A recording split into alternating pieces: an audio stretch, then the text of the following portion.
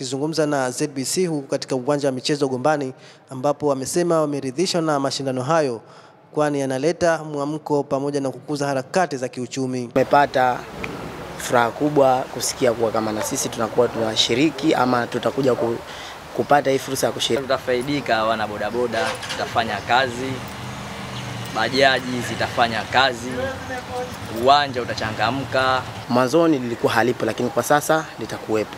Hili litaibua fursa nyingi kwa vijana na pia hata kuondosha mashaka mingi tu katika jamii zetu. Vijana wengi tutakuwa tunaona vipaji vyao, pia ubunifu. Nadhani kutakuwa na vitu vingi ambavyo vitatusaidia katika jamii yetu.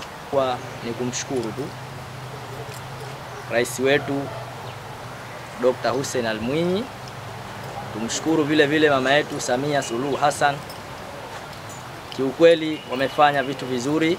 Mkuu wa wilaya Chake Chake Mgeni Khatibu Yahya amewataka vijana kujitokeza kuangalia mitanange hiyo na kujifunza mbinu mbalimbali kutoka kwa timu shiriki. Ni kwa pekee tuendelee kushukuru kwa hiki ambacho wana Chake Chake, wana Pemba tumekipata kupitia kombe hili la Muungano Cup.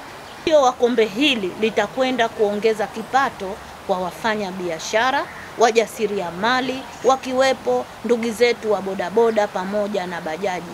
Kiukweli niendeleeni kuwakaribisha sana na niwaahidi kwamba kipindi chote hiki cha mchezo wetu huu wa ligi yetu hii ya kombe la Muungano, basi ndani ya wilaya yetu ya Chake Chake, ndani ya mkoa wetu wa Kusini Pemba, muda wote tutahakikisha tunaimarisha amani na utulivu.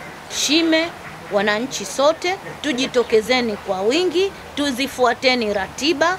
Ratiba hizi zitaendelea kutoka siku hadi siku kwa wale wapenzi wa Yanga, kwa wale wapenzi wa KVZ na timu nyingine ambazo zimeingia kwenye mtanange huu, na wale washabiki tu basi wajitokeze kwa wingi.